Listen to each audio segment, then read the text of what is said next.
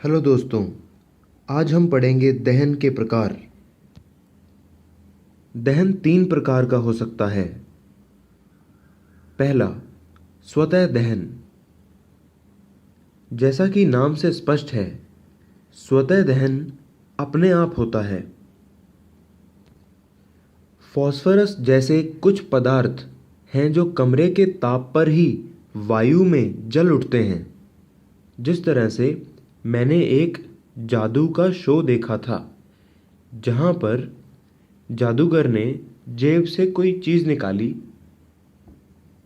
आप मान लीजिए कि वो चीज़ एक कागज़ थी।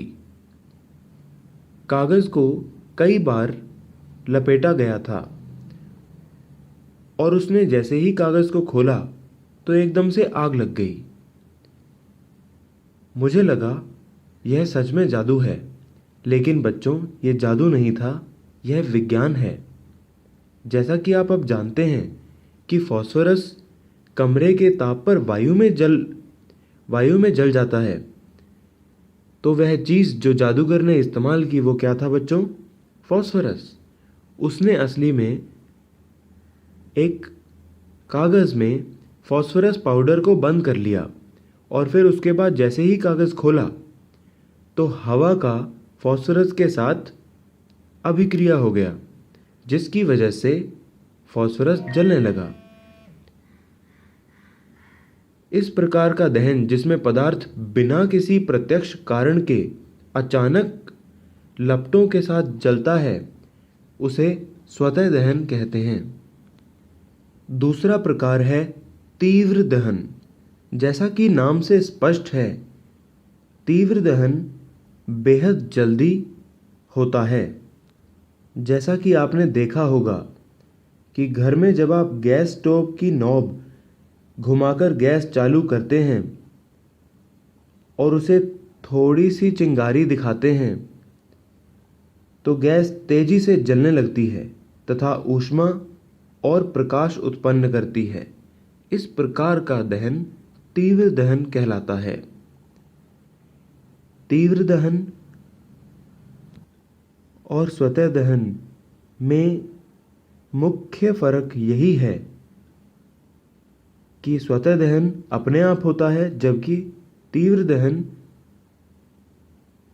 के लिए हमें थोड़ी सी चिंगारी या फिर थोड़ी सी शुरुआत करनी पड़ती है। यानी कोई ना कोई प्रत्यक्ष कारण अवश्य होता है। तीसरा दहन है विस्फोट। जैसा कि नाम से स्पष्ट है, विस्फोट में भारी मात्रा में ऊर्जा निकलती है। तो हम ये कह सकते हैं कि जब पटाखे जलते हैं तो एक आकस्मिक अभिक्रिया होती है जिसमें ऊष्मा, प्रकाश और ध्वनि पैदा होती है। अभिक्रिया में बनी गैस बड़ी मात्रा में निकलती है। इस प्रकार की अभिक्रिया विस्फोट कहलाती है। पटाखे पर दाब डालने पर भी विस्फोट हो सकता है।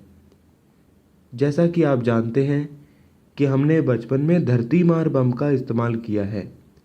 धरती मार बम को आग लगाने की आवश्यकता नहीं है, उसे मात्र ज़मीन पर तेजी से फेंकिए और वह विस्फोट कर देगा।